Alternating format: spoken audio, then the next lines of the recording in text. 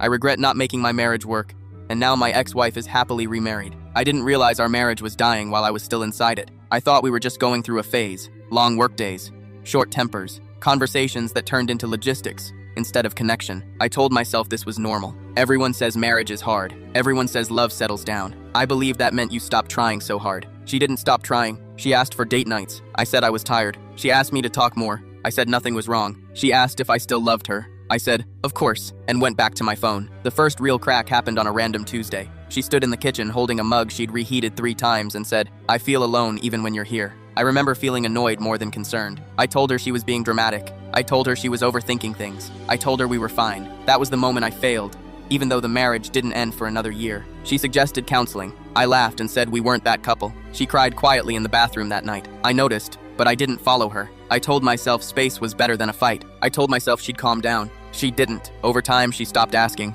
That should have terrified me, but instead it felt peaceful. No more emotional talks, no more tension, just routine. I mistook silence for stability. When she finally said she wanted a divorce, I was genuinely shocked. I remember sitting on the couch asking, where is this coming from? She looked at me with this tired, almost relieved expression and said, I've been telling you for years. I fought the divorce, but not for the right reasons. I didn't suddenly want to change. I just didn't want to lose. I promised I'd do better. I promised I'd listen. She asked why now. I didn't have an answer that wasn't selfish. So she left. The divorce itself was quiet. No screaming, no cheating, no big betrayal story to make me feel justified. Just paperwork and boxes and a woman who no longer believed my words. For a while, I told myself I was fine. I went out more, focused on work, enjoyed the freedom. I even joked that we were better off apart. That lie worked until about a year later, when a mutual friend casually mentioned she was dating someone. That was the first time I felt real panic. I stalked her social media more than I'd like to admit. At first, there was nothing. Then photos started appearing. Smiles I hadn't seen in years.